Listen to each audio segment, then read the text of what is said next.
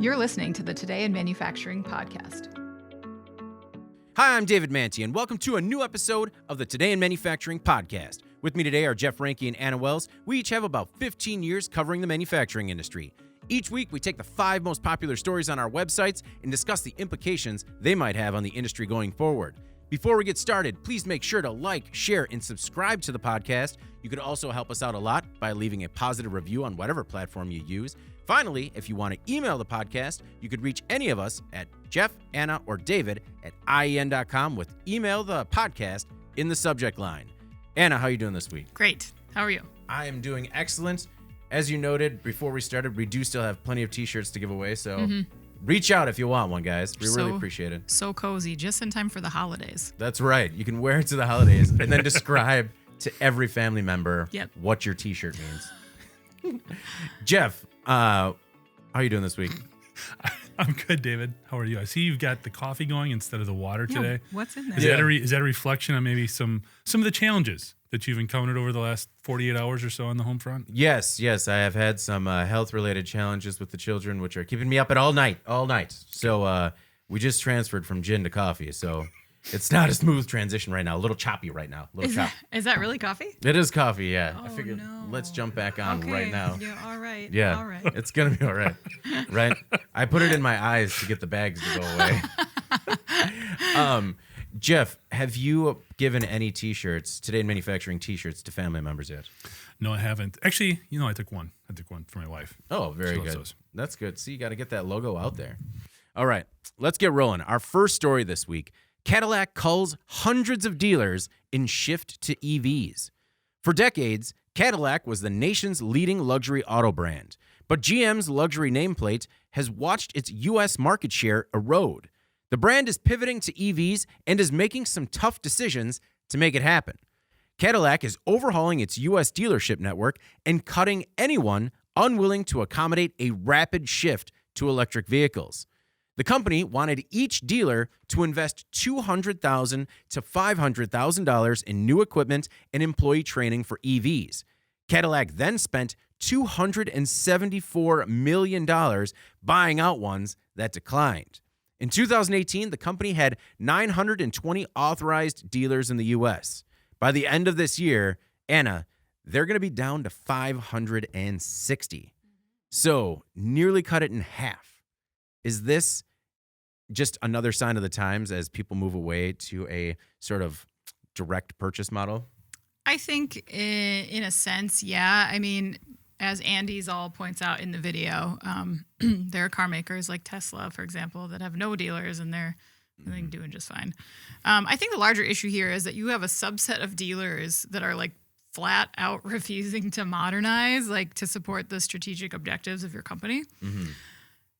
Which to me is a problem. I mean, if you're Cadillac, like you have these dealerships, which are basically your consumer-facing sales force. They're your outside sales team. They're responsible in many ways for like being your brand ambassadors. If they're not willing to fall in line with product line changes, then what else can you do except take them out of the game, unfortunately? Right. So I think maybe when the opportunity arose, like Cadillac maybe was thinking, let's kill 2 birds with 1 stone, take some of these laggard dealers out of the picture, but also streamline that dealer network a little bit, because we know that they have a new virtual showroom. Cadillac does, that they've been using. They're saying that it's increasing in traffic.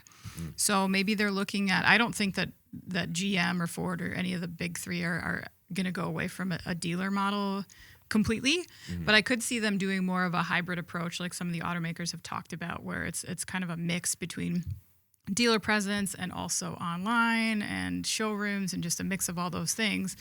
I think you could cut some costs that way. Yeah. So I don't know. I don't know that it's necessarily bad for Cadillac. I think Cadillac saw it as necessary, and maybe it will have a cost benefit as well. Well, and if there's any brand that you want to demand sort of perfection with the dealership, it has to be your luxury brand, correct?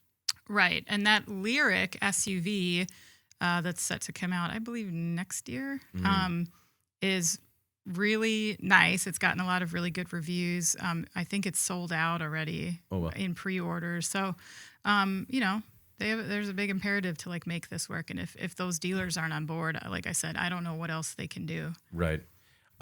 Jeff, do you think if some of the dealers would have spent more money investing in their dealerships instead of lobbying and fighting Tesla's efforts to have a non-dealership model, maybe they'd have a little more cash on hand to make an investment? I don't think it's that they didn't have the cash on hand to make the investment. I think they were completely uninterested in making that investment. Yeah. When you look at Cadillac sales since 2005, they've dropped significantly. In 2005, they had sold over 220,000 vehicles. 2019, just over 156,000. And when you look at that in relation to their market share, which was never that big, it's the equivalent of losing 30% of their market share. They dropped from having about 1.5% to way less than 1%. So my point is Cadillac is not a strong brand right now. And I think a lot of that is because when you look at who they're competing with, they do not have the performance or quality levels of a Mercedes or a BMW or anybody like that, and they're not priced as high. So really who they compete with most is Lexus. Lexus has been doubling up on sales in comparison to Cadillac for the last 15 years. Yeah. They've been outselling them 2-1. So the bulk of what Cadillac has going on is the Escalade. That makes up 20% of their total sales on an annual basis. Okay. So if they don't have other SUV models other than this Lyriq to support that, I think what a lot of these dealers are basically saying is, look, you can take Cadillac away. I don't care. I've got Buick. I've got GMC. They have more SUV models, and the disparity between what you're charging for a Cadillac and what I can get for a Buick, I'll take it. Yeah. That's a $20,000 difference in just the base models between those. And people are real happy buying what I've got here. Yeah. So I'm more willing to support those brands as opposed to Cadillac, which has been fading for the last 15 years. Cadillac really positioned this as we cut some dead weight. These guys didn't want to support it. They didn't want to take care of it. The reality is if a dealership sees money in servicing and supporting a brand, they're going to do it. According to the National Automotive Dealers Association, 45% of profitability of a dealership comes from service. Yeah. Comes from selling parts and changing oil. Yeah. Okay. So if there's nothing there because there's not enough Cadillacs out there for them to take care of, they're going to say, take your sign. And I think that is a huge loss for Cadillac. When you're looking at 40% of these dealers where there is no presence for that brand, Right. that is a big deal. I think that's a huge loss. And I think as much as they want to try to position this as, well, we left these folks who didn't want to catch up and get with the technology behind, I think these dealers basically just walked away. Yeah. I think they were uninterested in supporting Cadillac. Is part of the problem that when I think of Cadillac being a luxury brand, I still think of my grandparents' generation, and not many of them are driving anymore.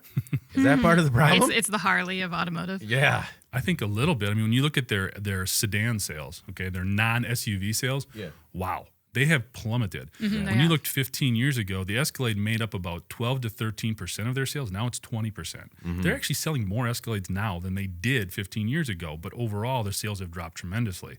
Yeah. So again, they've got this one winner. Everything else is lagging for the reasons that we just talked about. Yeah. The brand could be entirely electric by 2030. That's what they're targeting. And, we'll see how this Lyriq does, the Lyriq SUV, when it debuts next year. I found it interesting just to mention how GM has set a goal of making only electric passenger vehicles by 2035. GM is putting its money where its mouth is, essentially investing $35 billion globally in EV and autonomous vehicles through 2025.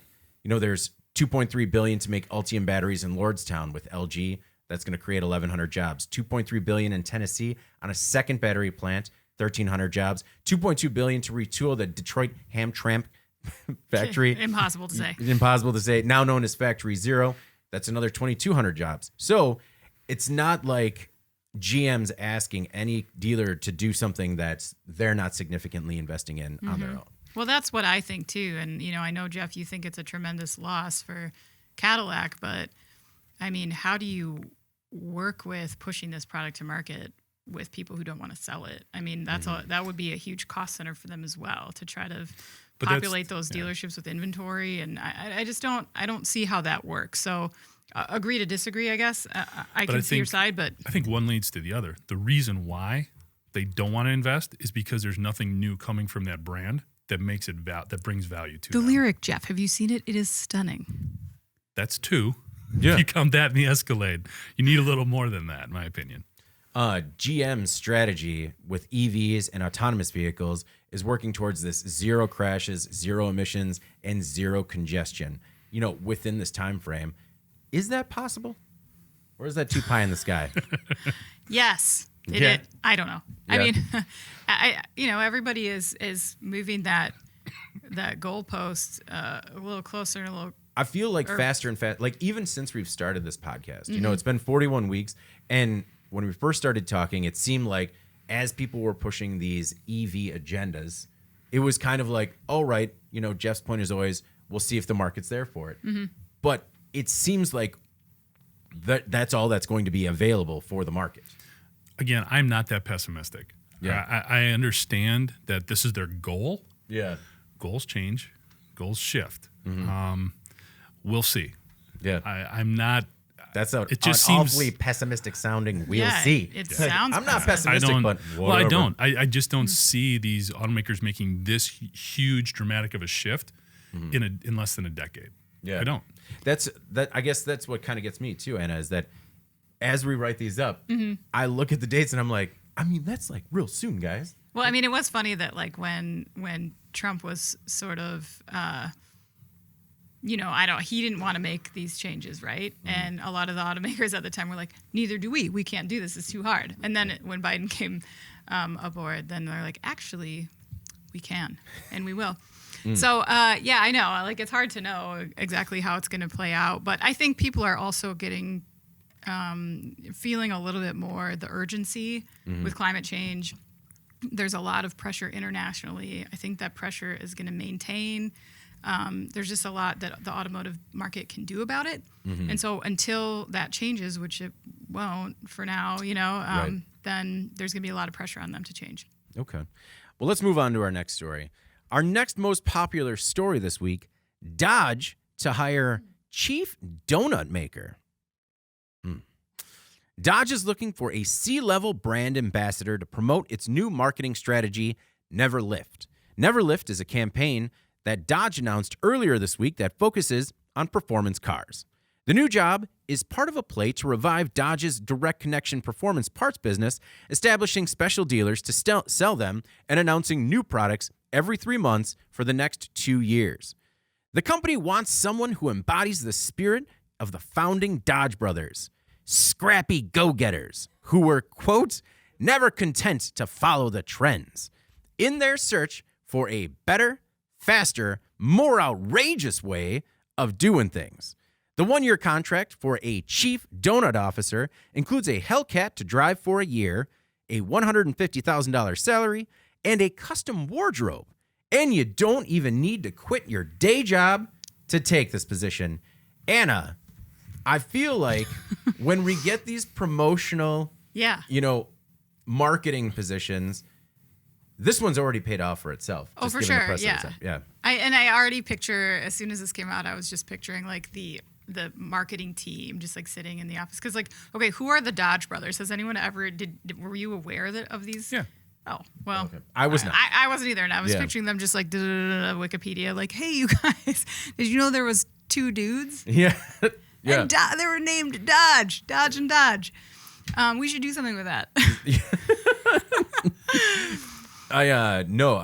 Who do you picture as a chief donut officer? For me, every time I say it, I think of that guy who hosts Gas Monkey. I cannot wait to see what the wardrobe is, because wardrobe is part of the comp. What do you think that is? Like a full suit with like the legs cut off the pants, and they get out of the car and they're like, like business on top, party. I don't know. A lot of denim, maybe. Maybe. I don't Yeah, definitely a lot of dark hues. Anyway, I think that this is a viral marketing strategy that we've seen a couple times this year. It's actually kind of on trend right now. We saw Anheuser-Busch tried to hire a dog beer taster. Right, yeah. That you could apply for your dog to be that have that job. McCormick, the food company, they were looking for a director of taco relations person. Yeah. To, like, try I out did their, not get that one. Yeah. Did apply. Oh, you did apply. Okay. I mean, It's a taco position. I guess. Not a lot of taco positions out there. I'm At more first, I thought you related meant for you them. didn't comprehend why, as opposed to not receiving a job offer. No. Like, And I was Didn't thinking get you that needed one. more coffee. see, But no, that one, chief taco officer, I get that immediately. Chief donut officer, I'm like, I want it, but I wouldn't drive the Hellcat even. Well, I don't know how to do a donut. Yeah. I wouldn't. Yeah, I would just Come like on. I mean, you just- putter around. you live in Just done Wisconsin. it. Even unintentionally, you've done a donut before. Well, I know how to do the donut in the snow, but like in terms of like firing it up in a dry parking lot, I couldn't get it done. that could be a little dangerous. Yeah. Yeah. Wouldn't stop me from stuff. Anyway, I think these strategies are kind of fun. They seem to be working. As you said, I think they kind of pay for themselves pretty quickly. Companies are always looking for ways to get people to interact with their brands and to remember them, to show kind of their market leadership. I think with McCormick, like they were able to put a face and a name to something that's largely, I think, been a commodity, which is like spices and seasonings. Yeah. Taco powder. Taco powder, yeah. And, if you look at the costs of just this person's salary and maybe the promotion of this campaign, I think that they're making a lot of money back on exposure. At some point, I think there has to be a limit. Like, I'm not sure what that is. Like when you're seeking like someone to like taste test bouillon cubes and use Yeah. waffle maker, Yeah. chief waffle iron user. I don't. Yeah. At some point, people are gonna be like, "All right, enough." But for now, I don't know. It's kind of fun. Yeah, the head of paninis. Head of paninis. Jeff, if you're chief donut officer, A, aren't you upset that you don't get to keep the Hellcat? And B, what's to stop you from just jumping into all those high-level meetings and be like, hey, Jeff Ranke here, chief donut officer, let's get down to brass tacks. Brass tacks? I'm Brass assuming tacks. that's Wow. what you say. Are these board meetings taking place in like 1950 or something? Yeah. Or- According to my book about how to take control of a conversation, you just get in there and brass tacks. See, because I'm envisioning this guy looking something like John Cena, just walking in like a t-shirt and jean shorts and throwing his feet up on the table and being like, Yeah. what are you losers doing? Yeah. This is what yeah. you need. Wind machine, probably. This ain't hard. The thing about Dodge vehicles overall, I've always loved the way they look. I have never cared for the way they handled and drove. Like, I've never been a huge Dodge fan. Yeah. I owned one in my life and just didn't get into it. But they do have this image, and I think they're just continuing to double down on it, which is all about sort of reliving the muscle car dynamic, lots of power, lots of attitude in their vehicles. And I think Dodge owners, and if you are loyal to that brand, this is what you love about it. Even when they look at going beyond, they did not go so far as to say this is going to be a traditional muscle car or anything that they're looking to do. The Hellcat, the Charger that they've done, they have that look, but they have also improved stuff like fuel efficiency. They do have a huge campaign coming out in 2024 with their e-muscle electric car. Yeah. Which if you saw the promo video for, again, it is a wrestling promo shoot. It's like smoke and rock music. And quite honestly, if you're into that, it looks cool because when they show some of the looks of this vehicle, it's your old school, it looks like an old Challenger to me, or maybe a Charger, like the Dukes of Hazzard car, and if that's what you're into as far as this brand, this whole promotion just fits perfectly into that. And I think it really speaks to that core group of customers from an automotive perspective, which we've talked about before with the advent of EVs and the growth of them. It takes away from some of those opportunities to tinker and mess with your car to improve its performance and stuff. You're a little bit more limited there. And I think Dodge just wants to sort of engage that spirit and capture that in these types of promotions. Does Dodge go fully Harley e-bike with this one and wind up hiring as chief donut officer like some skinny jean wearing 20-something named Clayton? Oh. No. Even though that is my wife's cousin. Even down to the name. Even got the name right. Tell him to apply. Give him Yeah. a shirt. So no, I don't think he'd be a Dodge guy. Yeah. Hopefully, I don't think that would fit with what they're trying to do. Okay. I'm just saying. Maybe I'm wrong. If you want to double down on the exposure, that'll get you some more views. A lot of this is is a big part of getting the performance parts business moving. And they're calling it Operation 25/8 because some go 24 hours a day, 7 days a week, and they go 1 more hour, 1 more day, which isn't possible. It's ridiculous. There aren't more hours or days. That's just, I hate those. oh, come on. We're going to do it. 110%. Oh, Yeah. God. So dumb. So One thing that was also interesting is, this is a 1,000-word release on this new promotion, and then just like one little sentence. Amazon is also a part of this giveaway. Just like, they don't say why either, or like what they're doing. no, the very obligatory, like, well, Amazon's where the paying for a wardrobe's third coming of it. from. Yeah. Oh yeah. Okay.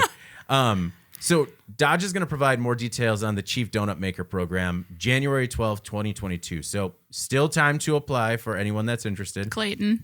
Clayton, get after it. And so the Chief Donut Officer is also a consumer program designed to celebrate one of the unsung enthusiasts that make up the backbone of what Dodge calls the Brotherhood of Muscle. Are you guys familiar with the Dodge Brotherhood of Muscle? Am I? This looks straight up your alley, Anna. Come Yeah. on, be real. Yeah. Come on. Mm-hmm. Yeah, it goes back to, as far as I can tell, 2017 campaign for a campaign back regarding the 2017 Dodge Challenger SRT Demon, which they partnered with Vin Diesel to create this Brotherhood of Muscle. And man, it just, anytime we can get a Fast and Furious tie-in, There you go. It is going to be John Cena. That's the Chief Donut Maker. Oh, I already feel it. Oh man, Jeff's right. It's actually just already cast in like F11 or whatever they're in. All right, let's move on to our next most popular story this week. GE to split into 3 companies. American manufacturing icon General Electric got too big. This week, the company announced plans to divide itself into 3 public companies focused on aviation, healthcare, and energy. The company has been reshaping itself for years, and some say this could be a sign of things to come, including the end of the conglomerate age. In preparation for this move, GE already sold its appliance division to Haier for $5.6 billion, and last year it sold its sagging light bulb business, which nearly has 130 years of history, to a company named Savant Systems. GE's aviation unit, which is its most profitable, will keep the General Electric name, and GE will spin off healthcare in early 2023, and its energy segment will move in early 2024. Jeff, do you think it's good that aviation kept the General Electric brand? Do you think the brands are healthier spinning off and starting completely anew, or do you think there's something good with holding on to that GE legacy brand? I think there is benefit to holding on to the GE part of it, even though it's not Jack Donaghy's GE anymore Right. here. This all happened because of 30 Rock, just slamming GE for years. Like, It's interesting, and I think it is smart to hold on to that. I think there's definitely value in that brand name, and with the way they're diversifying here, I guess not diversifying, but streamlining, simplifying. I'm not sure what the right word is. Where they are, aviation, healthcare, and energy. Great places to be. And you are still somewhat diverse. I think when I thought about General Electric back in the day, the Jack Welch days, have you ever seen that movie, The Other Guys? It's got Mark Wahlberg and Will Ferrell. It's kind of funny. Yeah. But anyway, one of the parts of that is this movie called Lendl Global, and their phrase is, we're in everything. Oh. Like, that was GE. They did absolutely everything. They had oil platforms, they had financing, they had everything. So the fact that they have, over the course of time, narrowed down their focus to these 3 areas, I think it just sort of it kind of personifies this trend within our economy on all levels, where first you want to be big and diverse and be in as many things as you can, and then, well, the economy changes a little bit, let's be focused. Yeah. So it kind of goes away from being overly diversified to more specialized in what you're doing, and there are still a lot of efficiencies that they can realize from these 3 areas. We see it in a lot of the companies that we work with and that advertise with us. Aviation / aerospace, medical, there's a lot of overlap there. And then when you talk about a lot of the advancements that are going on in cleaner energy and things like that, again, you need to power the planes with something. So if you can use some of that energy technology, there's some nice, I hate using this word. You're going to. Connections. I'm not going to say it. There's some nice connections between all of those things. Synergies. Nope, not going to say it. Is part of this they mentioned, might be the ability to be more agile and flexible. And I definitely think that moving away from that conglomerate model will help them attain that. You would think so. I mean, again, they can focus a little more. Yeah, for now anyways. For now. Anna, your thought on the move for GE, and is this a sign of more things to come, or that we might see from more conglomerates? Maybe. I mean, I already can't wait to tell my grandchildren someday that I lived during the great conglomerate age. It's just fascinating. Is that how you're going to say it? Yeah. Back in my day, in the conglomerate In the age. conglomerate age. Everybody sold everything, you guys. You don't even know about that. I don't know. I think it's easy to forget how decimated GE was by the recession in 2008. Yeah. That was catastrophic for them. But what I found most interesting about this report was they talked a lot about Jack Welch and his influence on making GE into the behemoth that it became. Mm-hmm. Not once did they mention the name Jeffrey Immelt, which I think a lot of us know that name. Right. He was the CEO who succeeded Jack Welch, and he has he's been held, I think, largely responsible for a lot of the problems the company had.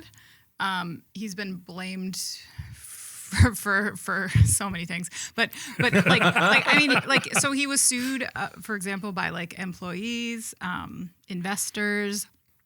There was a point where GE initiated an investigation into his tenure after he had retired because stockholders were claiming that he was responsible for the declining worth of their stock, and they were wanting to charge him with like fraud and abuse of company funds and actually try to claw back some of the salary that they had paid him over like 15 years, which was like, probably close to $200 million during that time that he was paid.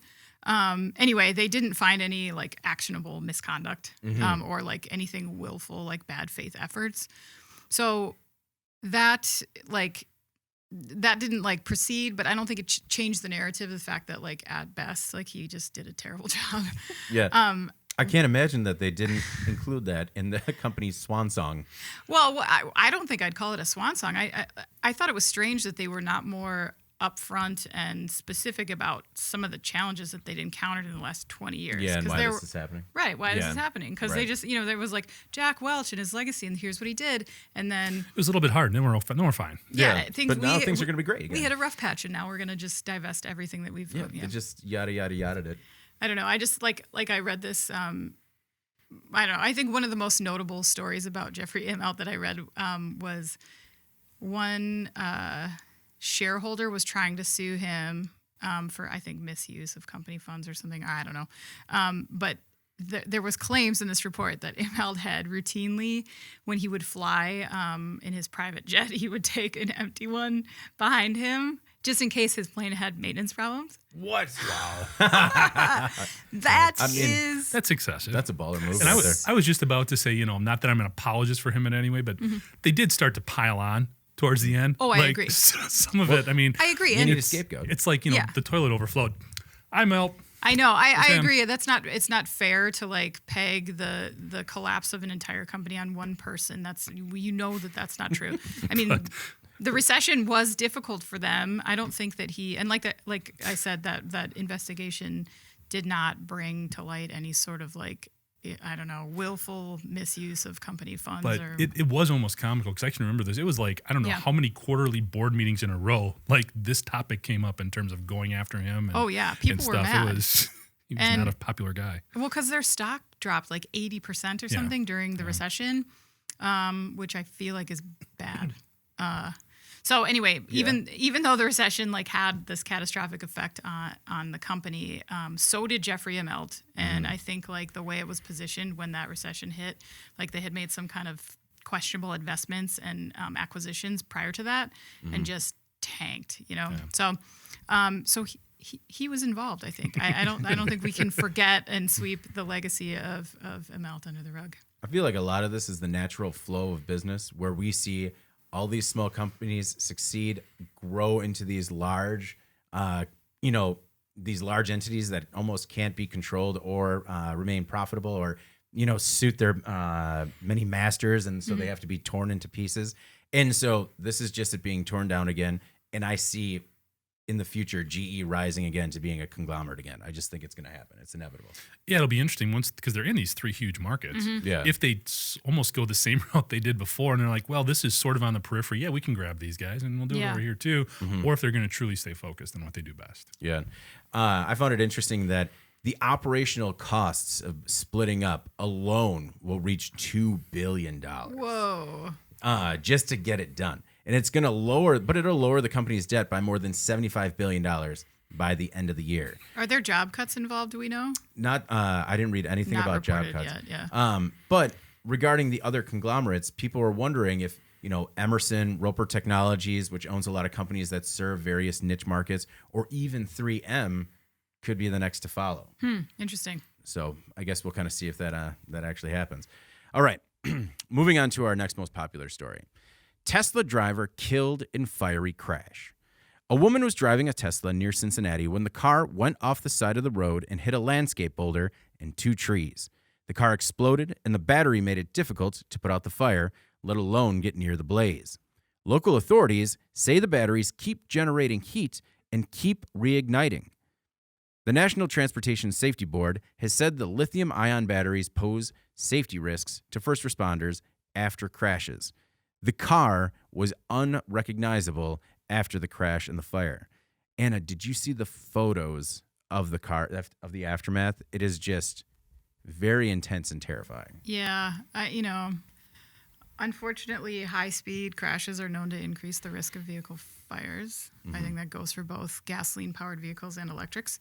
Now I think the question on everyone's mind is, are EVs more dangerous than gasoline-powered vehicles in a crash? And so far, that's not really been proven to be true. According to Tesla's website, we'll take that with a grain of salt, but it says from 2012 to 2020, there have been approximately 1 Tesla vehicle fire for every 205 million miles traveled. By comparison, data from the NFPA and the U.S. Department of Transportation shows that in the United States, there's a vehicle fire for every 19 million miles traveled. So I think obviously what they're trying to say is it's safer, fewer vehicle fires in Teslas. Again, I'll take it with a grain of salt. I think you should too. But the fact of the matter is, even auto safety agencies like IIHS, like they gave the Model 3 a top safety pick plus last year. That's like the most stringent criteria for safety. And that's a not-for-profit organization. I think they're trustworthy. Right. So with all that said, I think all this spot reporting on Tesla crashes and fires is going to kind of continue to push that narrative that EVs are more dangerous than traditional gas-powered vehicles. And that seems like it's, not true. Right. So I think, I don't know, like this is part of the problem. You're part of the problem, David, is what I'm getting at. As I often am, Anna. Wow. As I often am. We could have just led with that. Yeah. I should most of the time. Yeah. Yeah. No. How are you doing? You're the problem. Yeah. You're the problem, David. I am the podcast's fly in the ointment. All right. Jeff, it sounds like part of the issue is that emergency personnel have a lack of experience fighting EV fires. Yeah, I think, and we've talked about this, in my opinion, and feelings about Tesla and Musk, they're just like a roller coaster. They're up and down because you appreciate some of the stuff that he's capable of doing, and the growth in this business is phenomenal. Mm-hmm. But then some of these things just make you shake your head. We talked last week about how they're basically just getting in a pissing match with the NHTSA on how to handle a recall. Mm-hmm. Right. And all they'd really have to say is, hey, this is how we're going to do it. Is that cool? Mm-hmm. And I think everybody would be. And this is another one of those situations, and you don't want to gloss over this because it was a tragic accident and everything, but it takes about 10 times as much water to put out a fire from an electric vehicle, especially these Tesla batteries. Apparently, these Tesla batteries are especially hot. Yeah, well, and they short, and then because they can put them out, but then they restart. Right, and that is why Tesla does put this out in a first responders document that you have to find. Okay, They don't make it public knowledge. They don't make it easy to find. There's also stuff in the owner's manual, which I'm sure every firefighter and EMS is taking a look at, the Tesla owner's manual, where it says you're going to need 3,000 to 8,000 gallons of water to put out an engine fire because of the battery. Again, for a typical internal combustion engine, about 300 gallons of water. Now, that isn't to say electric vehicles are more dangerous. That's not my point. My point is when you are doing something that is so paradigm shifting as an electric vehicle, and what Tesla is attempting to do, you have a responsibility, in my opinion, to be proactive in engaging people who are going to help make sure everybody else is safe when they're operating your product on the roadway. And in this case, I'm not sure that anything could have been done to save this driver, unfortunately.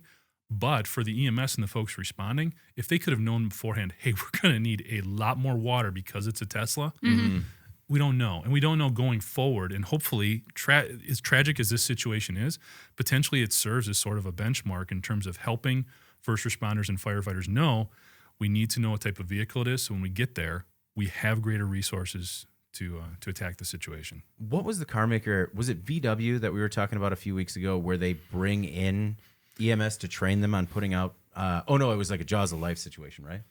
Yeah, it was. It was in Tennessee. Oh, okay, all right. No, talking about the tragedy, it was a mother of 5, and sometimes you don't want to separate the tragedy from like the story, and it's just it's really hard to digest.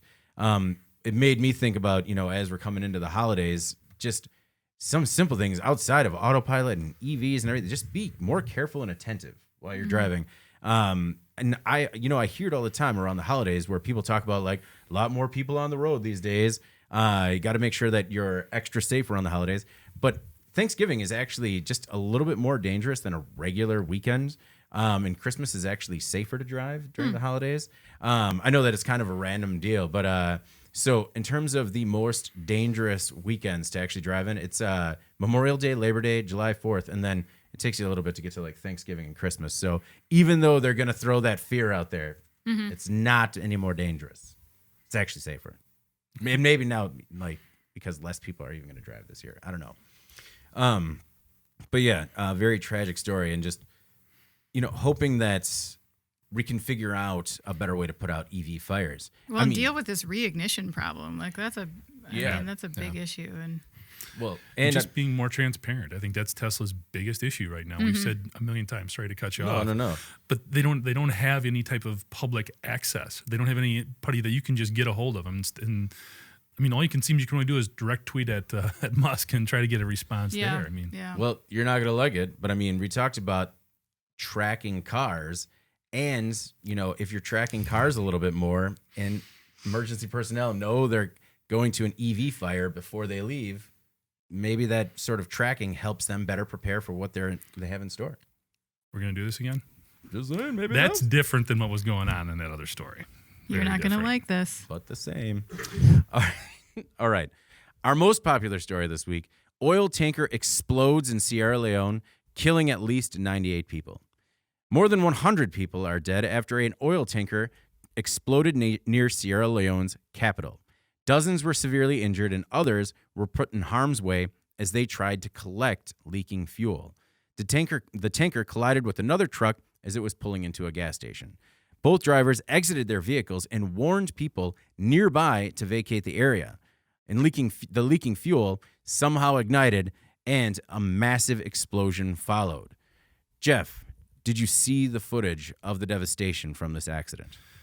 Yeah. It was horrible. And I think the part that got me, for whatever reason, the most is that there were people rushing up to try to collect the fuel that was spilling out.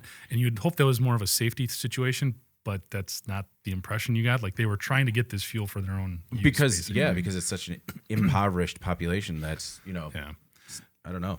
So when we get these stories, there's the sort of the main topics that jump out at you. The first one is safety, obviously. Another one is resources of energy management of energy resources and things like that. And the last one, because it's been such a hot topic for the last couple of years, is infrastructure improvement. Well, like you said, this is an impoverished country. Just to give you some perspective, the GDP of Sierra Leone is about $4 billion. The state with the lowest GDP in the United States is, I believe it's Vermont, and it's at about $32 billion. So that just gives you some perspective as far as how rough things are. The size of Vermont. When we talk about putting money into safety and all that other stuff, the reality is it's just not going to happen. There's no way. So I guess my takeaway is when we look at this and we look at all the things that we're trying to do with renewable energy sources, and we try to do things better with transportation and all the inherent issues there in terms of emissions, in terms of safety. We just talked about it a little bit. I don't know, maybe an environment like this where there is potentially less disruption in trying to develop lower cost renewable fuel alternatives, maybe countries like this are a good opportunity to really test those things out and put them in place so you can avoid tragedies like this. You've got an infrastructure that is not as complex, not as detailed. There's not as much reliance on it, unfortunately. I'm not saying it's a good thing. Right. I'm just saying if we're looking at a place, because one of the obstacles in really refining these things is cost and How do you do it? How do you really get in there and see if it's going to work in a real world situation? Yeah. Potentially in helping to avoid situations like this, maybe this is a good proving ground. Maybe some of these impoverished countries offer an opportunity for us to go there and do things on a grander scale to see how well they could work in a bigger environment, I guess. I actually had the same thought, but I was thinking regarding automated or autonomous trucking as a possible proving ground. Anna, one of the things that I was inspired by is how many people were creating homemade stretchers to try and get people out of harm's way. And it was sort of another example of the people rallying to try and help as many people as possible after such a tragic event. Yeah, you kind of have to look for those small, bright points in an otherwise just devastating story. I think this is probably one of the saddest incidents that we've covered recently. And as Jeff mentioned, like the loss of life at such a high volume being due to the fact that these people are so poverty-stricken that they ran towards this dangerous situation, volatile truck crash with, just to try to get their hands on some of that oil that they could sell. The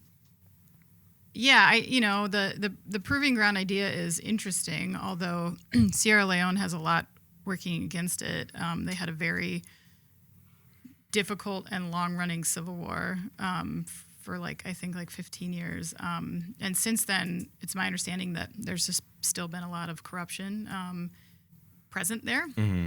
So I don't know exactly if that would work, but they're in a bad place. The BBC ran a report about this, and they mentioned the UN's Human Development Index, which measures a country's level of social and economic development based on life expectancy, average years spent in school, expected years of education, and gross national income per capita. Sierra Leone ranks 182 out of 189. Mm-hmm. So I don't know I know. And what's crazy is they're sitting on this massive treasure trove of natural resources. They have a lot of minerals, they have diamonds. Okay. But it's driven so much conflict in that region, just, people struggling to get possession of those resources and, that it's just left this horrible imprint. And it just seems like, I don't know. It's a sad situation all around. Mm-hmm. That's all you can say, I guess. But yeah, the death toll is now at 131, with 63 still in the hospital, 19 of those in critical condition. To your point, people weren't just running up to the accident. They were driving motorbikes, to get ahead of people to collect fuel. But it also included people that were trapped in the traffic behind the accident. Another thing that I found just absolutely devastating was that a lot of these people it was a mass burial where they just took DNA and tissue samples from unidentified bodies and numbered the graves so that way they could be identified later. It was just horrifying. But hopefully something can be done to try and prevent these accidents going forward. Because when you see the footage from this, it is just, you don't think that a tanker accident is capable of creating that much destruction.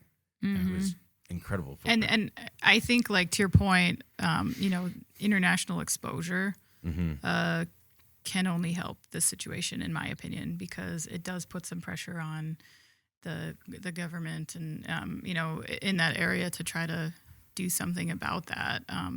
It's not something that just it happens in Africa, so no one notices. Right. You know what I mean? It's it's good that people are noticing. So you said there were only 7 countries worse in terms of what? Economic development? According to that index, it measures life expectancy, time spent in school, expected years of education, and then gross national income per capita. Okay. Okay. Not something you want to be at the bottom of. No. All right. Well, let's move on to, in case you missed it, let's cover a couple of the stories that, maybe weren't as popular with their audience, but still stand to make a big impact on the industry going forward. Jeff, as we move into, in case you missed it, what is your story this week? Yeah, so one that caught my eye is another story about a gun maker. This one's Remington. We talked about Smith & Wesson a couple weeks back about moving. Basically, they're moving a ton of stuff from Massachusetts to Tennessee. Remington, which we've talked about this facility before up in, if I'm saying this right, is it Ilion? I think it's Ilion, yeah. Ilion, New York. This is where it was founded. Long time, 1816 when the company started. So obviously a legacy in this neck of the woods. They announced plans to spend about $100 million in moving their headquarters and creating about 856 jobs down in LaGrange, Georgia. And they based this all on the fact that the environment, politically, socially, towards their operating there and making guns was just unpleasant. Basically, it was just it was just a harsh environment for them, and they found a much more receptive group for their growth down in Georgia. So their plans there. Now, there's been, since we broke this story, there's been another one that came out that said they're not going to move any jobs from this facility. There's not going to be a loss, but at the same time, there's not going to be any growth. So even though right now there's no job loss at this facility where they make shotguns, basically, you have to wonder what this means long-term for this facility and really this area. We're talking about the northeastern part of the U.S. now that's lost a couple of prominent manufacturers within this sector, okay? Now, this is different than automotive, but it still reminds me when a lot of those automotive manufacturers left Michigan, we experienced it here in Wisconsin, Ohio, Pennsylvania, and they went to the Southwest because they were just give them a chance to sort of avoid some of the union dynamics. There's also a lot of tax breaks for their operating area, and it led a lot of suppliers then to also gravitate towards that area. Yeah. So when you look at what's going on here, you just have to wonder. And Georgia was very receptive to these folks, offering them something like almost $12.8 million over 5 years in tax breaks, as long as they're creating all these new jobs. I thought the Remington CEO, I want to pull this up, he had a pretty interesting quote when he talked about the difference, or at least the perceived difference in some of the sort of the operating environment here. Isn't this the facility where other companies were already promoting other jobs outside of it? I believe that was actually the Smith & Wesson. Oh, okay. Yeah. Okay. I mean, that was the first thing that came to mind, is that you're right definitely about that point regarding what does it look like long-term for those guys still at the plant. Doesn't seem to look good. But if there's ever a time that you are needed the most in this industry, it is now. In terms of manufacturing. Yeah, it's just interesting. I mean, basically the company spokesperson even just said the decision to locate in Georgia was a simple one. The state of Georgia is not only a business-friendly state, it's a firearms-friendly state, which right now they don't feel New York is. So, and I think there is the potential that they're masking that a little bit. Manufacturing in New York versus Georgia is more expensive too. So if they are looking to grow and expand, you can also be a little bit suspect of some of their motives. It could have just been a better deal. Yeah. Could have been that simple as well. I mean, I think that's definitely part of it. It's a better deal. You know, you're always looking for a better deal in terms of if you can move operations. But I mean, I think there's a lot to be said that if you manufacture a product in a geographic region that doesn't want you there, you know, maybe it's best for all parties if you move out. Well, New York has always been confusing to me because there's New York City and then there's sort of the rest of the state. Yeah. So if the climate is like that throughout the state, you can appreciate that. But obviously these workers don't feel that way. I mean, this community can't feel that way. The plant's been there for almost 200 or over 200 years. Yeah. So, yeah, it'll be interesting to see if we see similar moves from other companies. We've seen it from two so far. Right. Anna, what was your take on the gunmaker moving to Georgia? Well, it's definitely interesting. I think it is probably a more of a financial consideration. As Jeff had said, it could be as simple as that. But I wonder, too, if it is harder to recruit when you manufacture a product that people have moral opposition to sometimes. Yeah.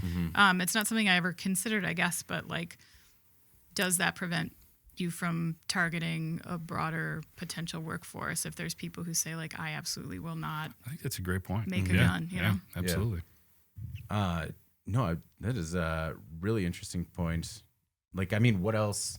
There has to be a number of things out there that maybe because of moral opposition, people either leave companies once they find out they're making a certain product or never even consider it. True, yeah. All right. Anna, what's your in case you missed it this week? All right, guys. The Hershey Company announced November 10th that it has reached an agreement to acquire Dots Pretzels and its co-manufacturer, Pretzels Inc., for a combined purchase price of $1.2 billion. When this story broke, several people in our office were like, is Dots worth this valuation? And I say emphatically, yes. Oh, yeah. Are you? So all that crinkling noise is Jeff opening his first ever bag of Dots pretzels, which I brought him today because I found out yesterday he's never had them. He's also apparently never opened a bag. As I was trying to make sure they did not go flying all over the place. Yes, I've never had Dots pretzels. We'll get in there. Yeah. They're so good. So I dug up some background on this company, and I learned that Dot is actually a woman named Dorothy. And so this company started in North Dakota, right? And she just made this like batch of these in her kitchen in like 2011 from a spice mix that she just like threw together after she went to Sam's Club. And this was like 10 years ago only. Yeah. And Wow. yeah, I'm a huge fan, obviously, of Dots, and I was intrigued by Hershey's statement that said this acquisition would support Dots' future pretzel innovation. Because I noticed that too. what is that going to be? Tell me. Different flavors. Mind blowing.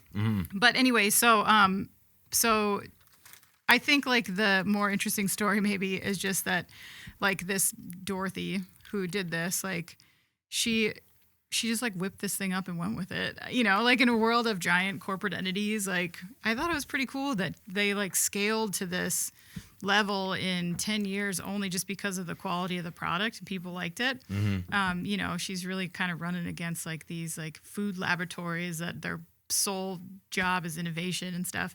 So she perfected this spice blend that now I'm addicted to and so many others are. So congratulations, Dorothy, on your success. That's awesome. Jeff. That is awesome. A $1.2 billion pretzel? At least. That's fantastic. They are fantastic. Isn't that so good? Wow, those are great.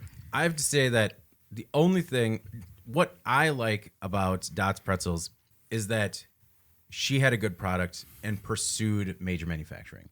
Because when I first had a Dots Pretzel, I thought my stepmother has been making these for a decade. Yeah. Yeah. And now that Dorothy has her billions, we can tear it all down. Because if you want to make your Dots pretzel, all you need are pretzels, a little bit of olive oil.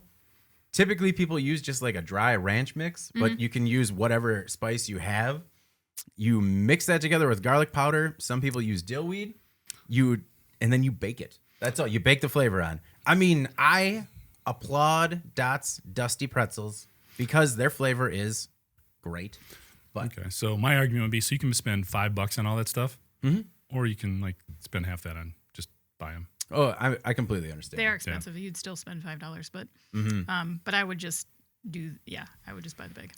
They're great. Have you also noticed after Dot's success the amount of flavored pretzels in the snack aisle now? I am loving it. Yeah. Although Dots, I have to say your weird cheese curl things are garbage, but the like mustard ones, amazing. Southwest, amazing. Yeah, no, the cheese curls are a fast track to heartburn.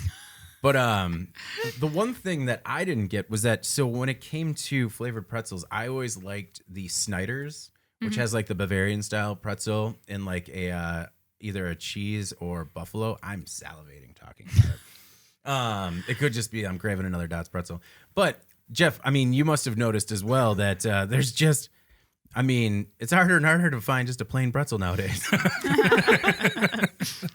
Yeah, lots of varieties. I got to admit, when it comes to the snack foods, I go for what's on sale. Yeah. Most typically. Not What? super brand loyal. Other than I got to get my wife Cheetos. Yeah. And my favorite pretzel was always the Old Dutch butter spindles. I don't know if Yeah. you've ever had those. Oh, 100%. They're fantastic. You're Those not are mine. brand loyal on snacks. This is so weird to me. Like, what are you saying? what are you doing at the store? Whatever's Wow. got the sale tag. They're chips. Yeah. Wow. See, you would Maybe like it's this a- though. no. When we were talking about seasonings with that whole McCormick store, you're like, whatever. Yeah. That's Well, yeah, more that- important. That's more important than snack food. This could be a male-female thing though, because I'm the same way in terms of like I like to I will give preferential treatment to whatever snack is on sale. However, if I'm buying tortilla chips, I have to buy Chi-Chi's tortilla chips strips for my wife if salsa is to be enjoyed. Or don't come home. Yeah, or don't come home. Like I came home with some donkey chips one day and it was just a terrible, terrible mistake. Just I know what you're talking I've had about the too. I donkey bought chips, that. yeah. It's like the huge bag. Yeah, a huge bag of donkey chips. And she's like, you sit in that chair and you eat your donkey chips until they're out of this house. I'm like, I don't understand. Fine. See, my my mouth kids- still hurts. My kids are like that. I had the audacity to buy some generic Doritos. Oh, yeah. Oh man. Yeah. I mean, you'd have thought I did some Yeah. terrible, terrible things. But you did. Get your Sam's Choice nacho cheese out of here. All right. Mine, in case you missed it, this week was an Ark farm that's growing food, that can grow food amid climate collapse. And I added that can because when I just said climate collapse and not that it's possible, people were real fired up. So, in another example of we didn't Google our name, N-Ark is a Japanese startup that wants to reinvent architecture and combat climate change. The company is working on a prototype they call Green Ocean, which will use architecture technology to make an ark for plants. Architecture is a combination of architecture, technology, and culture. In case you couldn't really put that one together on your own. Green Ocean is designed to make more salt tolerant and to be more salt tolerant and combine seawater farming technology, which uses salt water as a nutrient source, and floating construction technology. The concept calls for green rooms both above and below sea level. Above the water is going to be a greenhouse used for food production.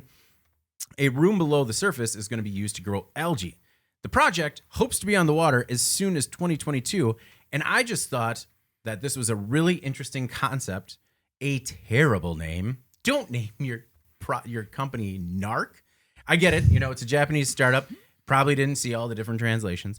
But also, if we're to the point where we are considering how we will sustain plant growth in greenhouses on floating structures, maybe we got to make some other hard choices. I don't know. Incredibly innovative, though. How they the plan is has a V-shaped roof that will collect rainwater, mix that with the salt water, and basically feed these plants using aeroponics.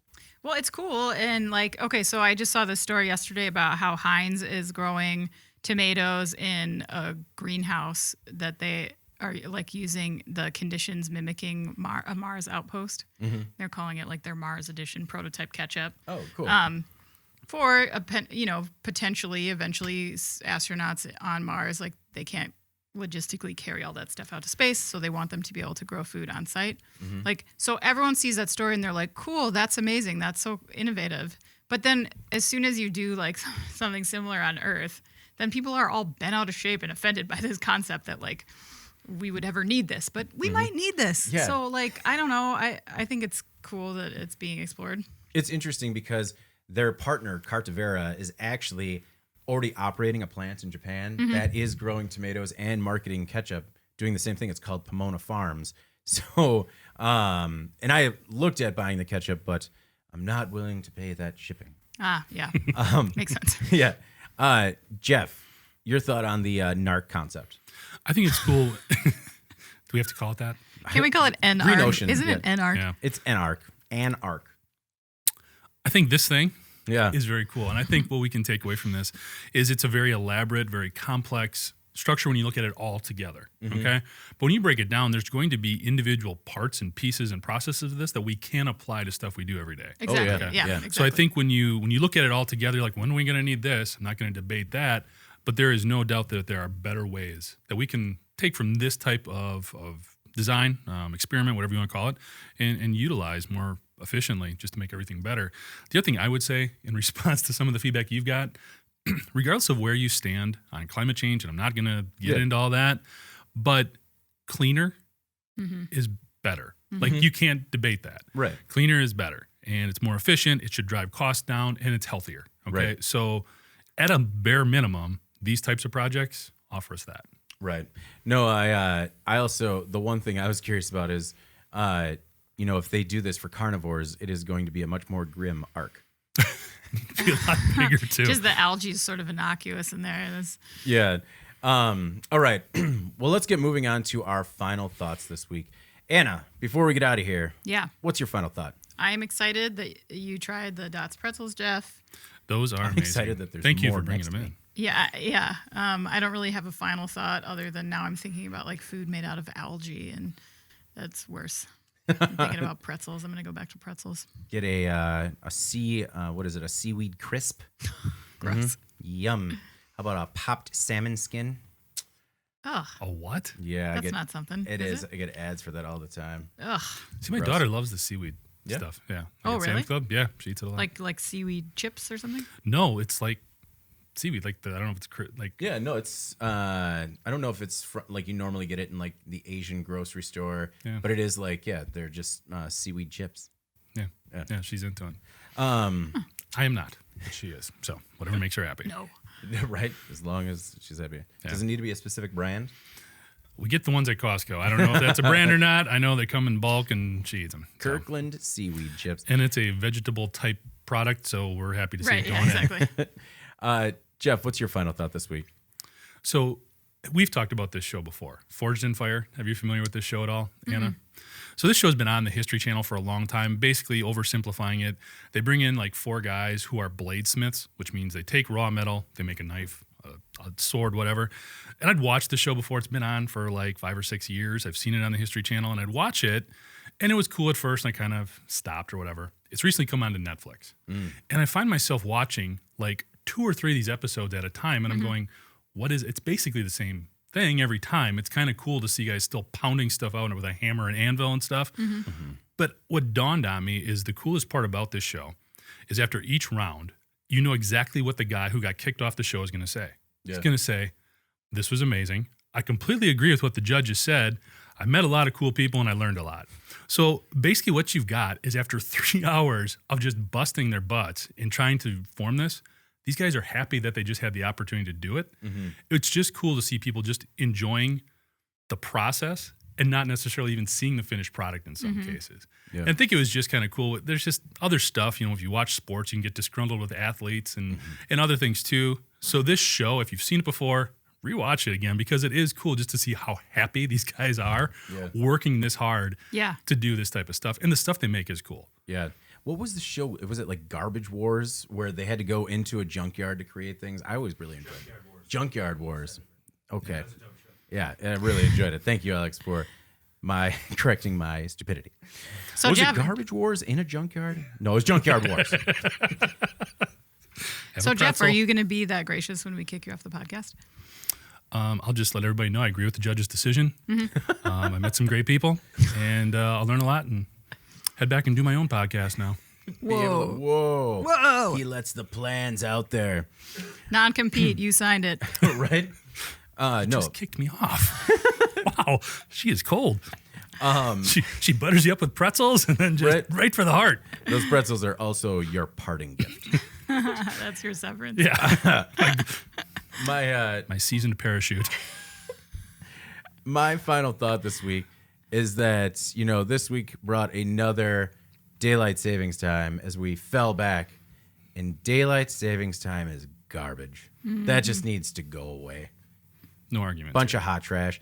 I will take every day that I enjoyed falling back and having that extra hour to sleep in my 20s to just have it go away and not have to deal with my kid waking up at 4 a.m. for a week. Yeah. And I never really had a strong opinion about it until this year, and I was like, what time? It's 4. Yeah, there's no extra hour. No. That's a myth. Yeah. No.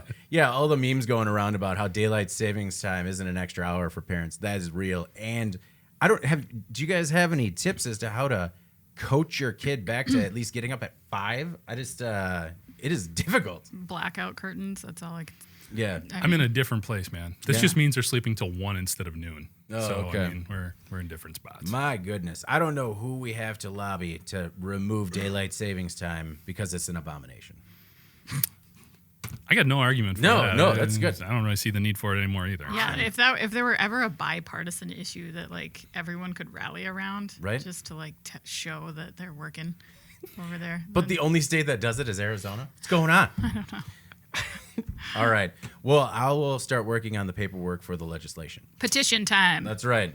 What's the petition website that everyone sends out? Change.org. Yeah. Just wait for the form. It's coming. All right. Well, before we get out of here, please make sure to like, subscribe, and share the podcast. You can also help us out a lot by leaving us a positive review on whatever platform you listen to. You can also email the podcast. You can reach us at Jeff, Anna, or David at IEN.com with email the podcast in the subject line. You can also subscribe to our daily and weekly newsletters. And if you're interested in a Today in Manufacturing t-shirt, just reach any of us and we'll get it out in the mail to you. Unless you're particularly nasty, then we'll shred it first, put that in the envelope, and send it to you. So if they're pro daylight savings time, that's what you're going to do with their Shredded t-shirt. Yeah. If you send an email about how we can easily remove daylight savings time as a thing, it's coming out next day. Next day air. All right. David will drive it to your house. Yeah, I got nothing but time. All right. For Jeff and Anna, I'm David Manti, and this is the Today in Manufacturing podcast. We'll see you next week. Thank you for listening to the Today in Manufacturing podcast.